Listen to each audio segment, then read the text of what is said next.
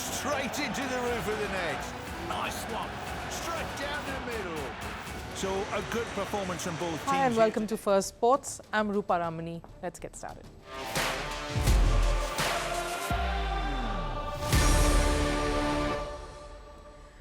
On the show today, the Bangladesh and Pakistan women's cricket teams give their country more joy, registering historic wins at the World Cup. This comes at a time when Bangladesh men's cricket team just had a whitewash, and Pakistan's men's cricket team is in deep turmoil, as we all know.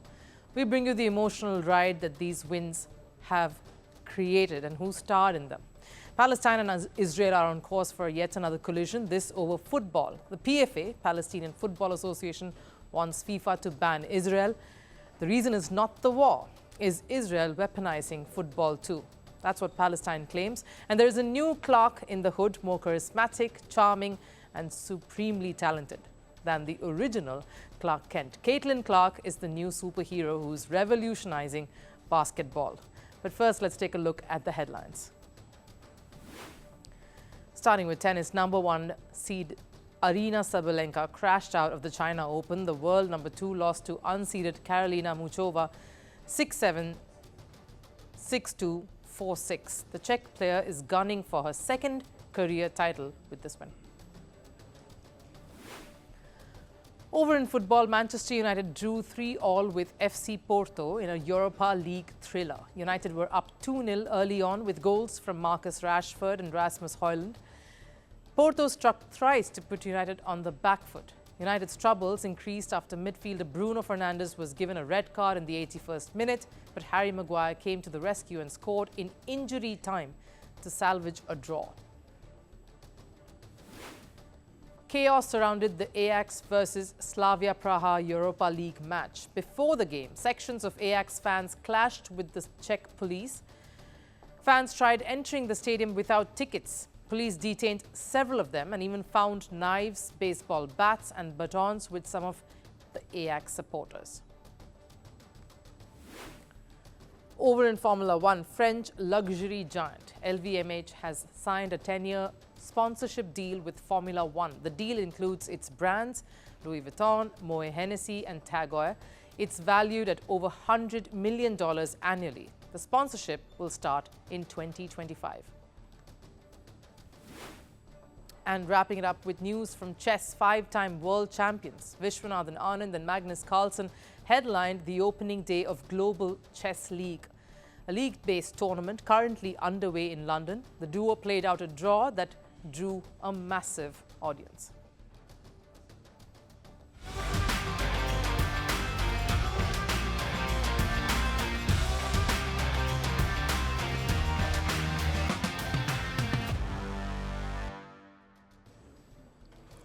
Yes, we begin our coverage of the T20 World Cup, T20 Women's World Cup, and we're calling it Quest for Queendom. And what a historic way to begin this coverage.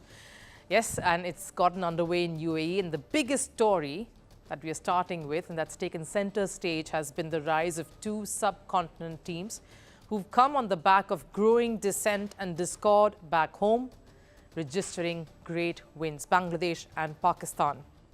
Let's talk about Bangladesh first. This country, of course, is in the middle of one of the most intense political unrest that the country has witnessed in recent times.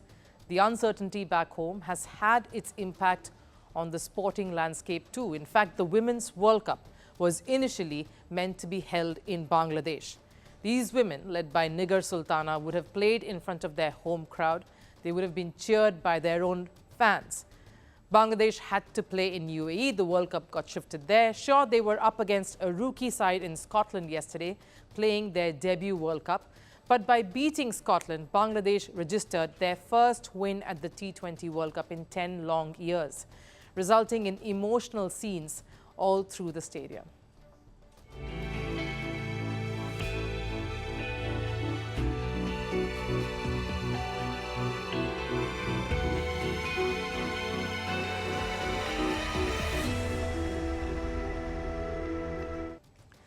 The pictures, of course, broke the internet. Everyone were talking about that memorable win. Nigar Sultana is a tough leader, but she broke down and so did her teammates, giving fans back home so much joy amidst the dread that has surrounded them for weeks, giving cricket lovers one of the most memorable moments in the tournament already.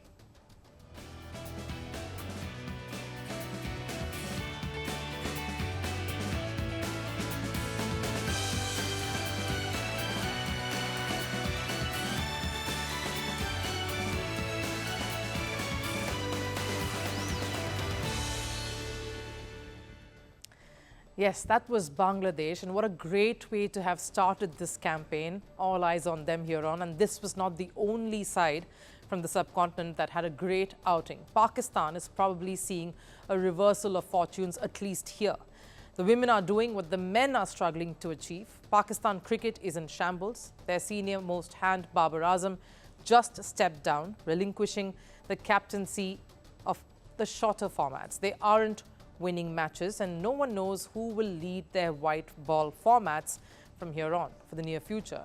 At such a time, their female counterparts have found a leader who could prove to be a game changer for her side and her country in this World Cup. She almost single-handedly won the match for Pakistan, helping them save face as a cricketing nation.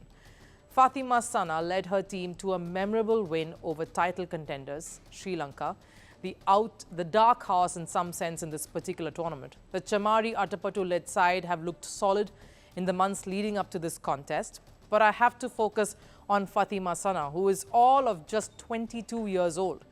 She was all over the ground last night, affecting results with the ball, top scoring with the bat, and of course, her agility on the field. All of these attributes of hers contributed to a superb result to kickstart Pakistan's campaign at the World Cup, something their male counterparts failed to do so months ago in the T20 World Cup, getting ousted from the tournament, losing to USA, one of the hosts there. And many obviously saw the irony in this.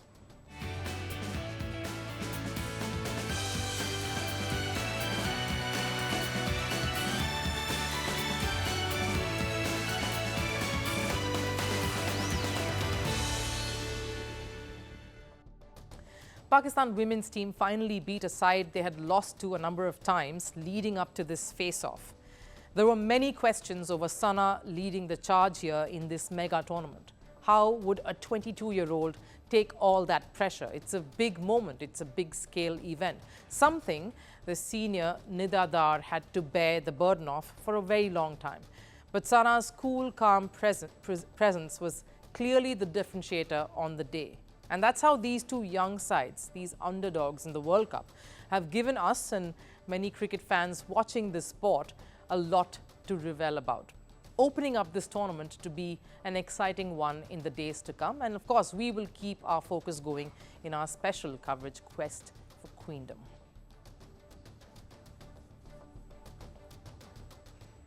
Israel's armed conflict with Hamas has been going on for almost a year now. It has now become a four-way battle with the involvement of Lebanon and Iran as well. But despite that, it comes back to where it all started, the tensions between Palestine and Israel. Of course, I'm referring to the sporting ones. Palestinian Football Association, or the PFA, wants Israel football banned. And not just because of the war. The PFA also accuses Israel, this is more important, of discrimination and expanding its territory through football. PFA claims that Israel is organizing its football matches in the territory of Palestine. Let me set this one up for you. The appeal by PFA was made to football's governing body, FIFA, some months ago, and FIFA has kept deferring the decision on this matter.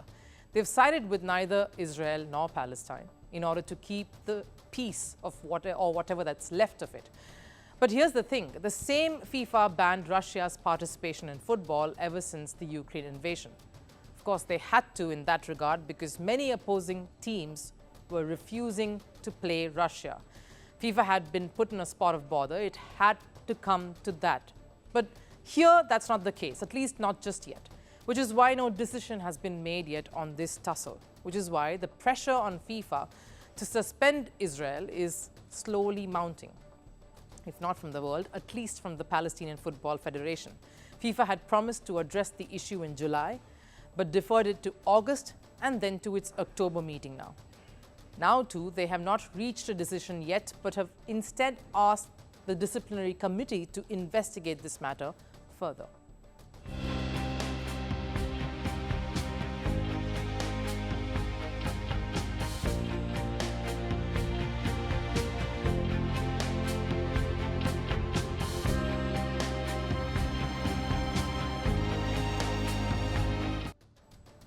But what does this mean? It means there was no vote held on exiling Israel from football, but they have decided to start investigations over the alleged discrimination charges. The PFA is accusing Israel Football Association of organizing matches and forming football clubs in territories that belong to Palestine. FIFA allowed Israel FA to continue using the Palestinian territory as their own territory and to use football under its umbrella as an instrument of colonial expansion. FIFA contributes to human rights abuses and facilitates illegal occupation and colonialism. The PFA is basically accusing Israel of using football as a means for its territorial expansion. And it's not just PFA that has been accusing Israel of this. A group of UN experts too have weighed in on this matter. It's not just the expansion that's rankled many though. UN experts go a step further. They feel that there is an angle of racism in all of this.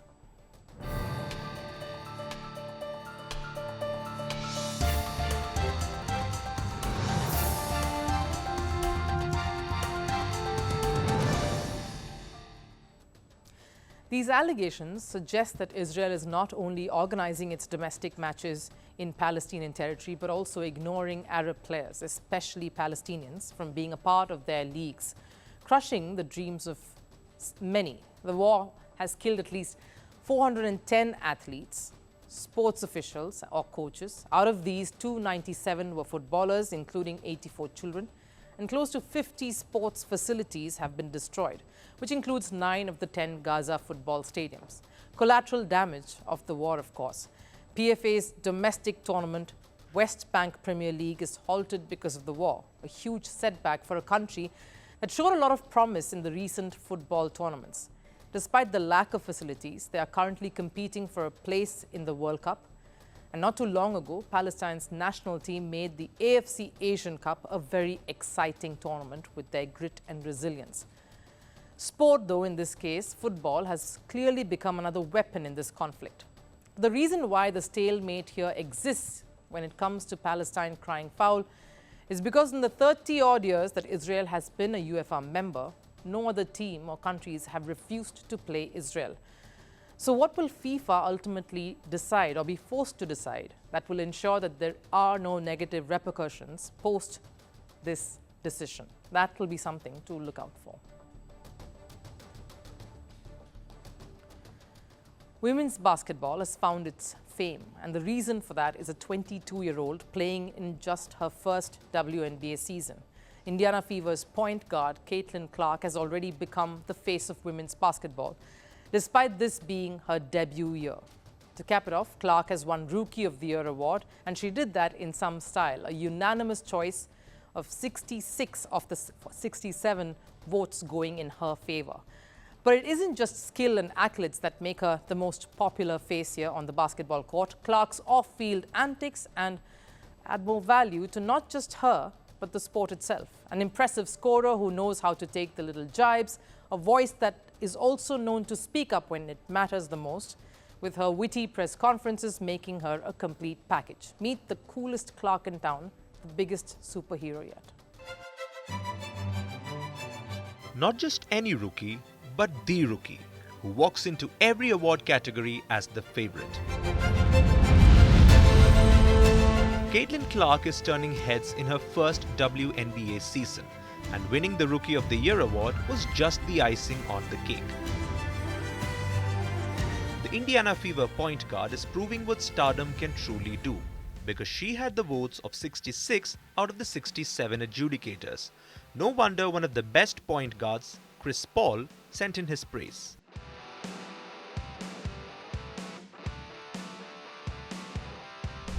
She isn't just breaking the rookie records, but also dominating the WNBA and putting up a fight against seasoned campaigners. She has averaged 19.2 points this season so far and notched up the season best 8.4 assists. It's performances like these that's helped Indiana Fever qualify for the playoffs despite being the worst team in Eastern Conference last year.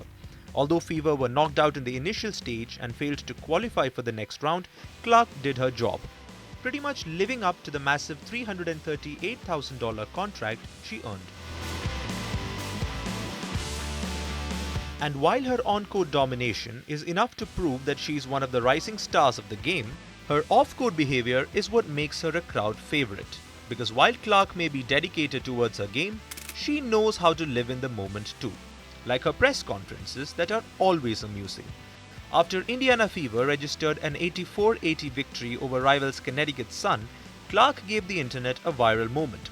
Reporters kept asking her questions, but before she could answer, her teammate Lexi Hull said something that set Clark off. And from then on, she couldn't manage to hold a straight face for even a minute.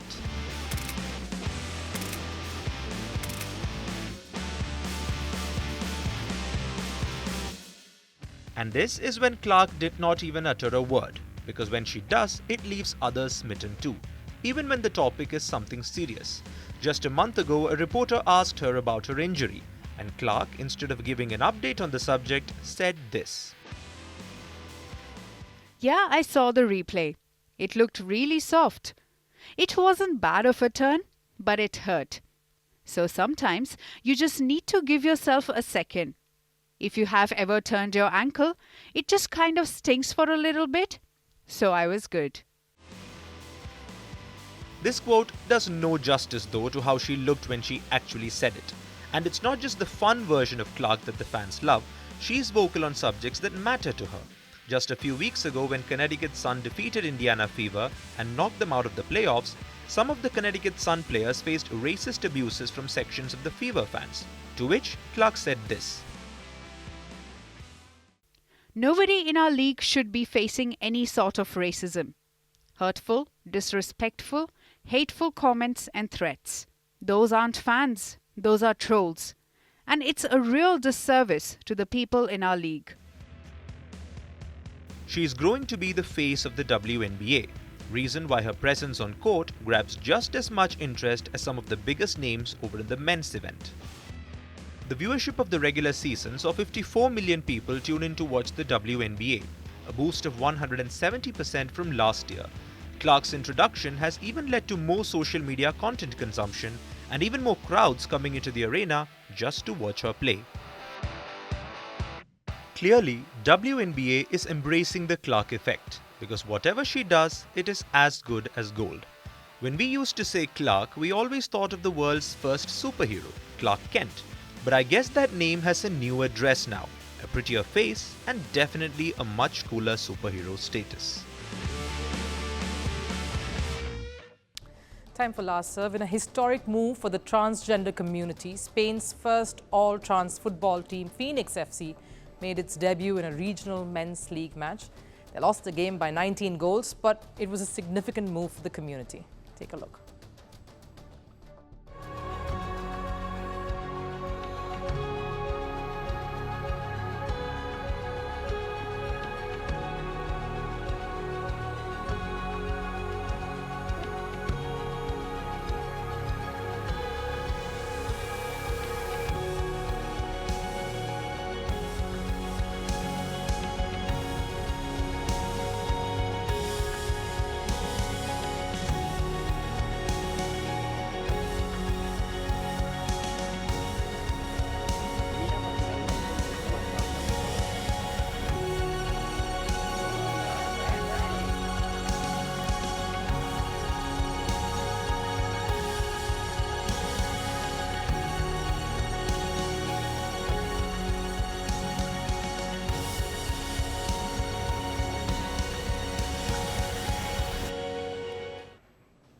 That wraps up Firstpost this week. Have a great weekend. I'll see you on the other side. Take care.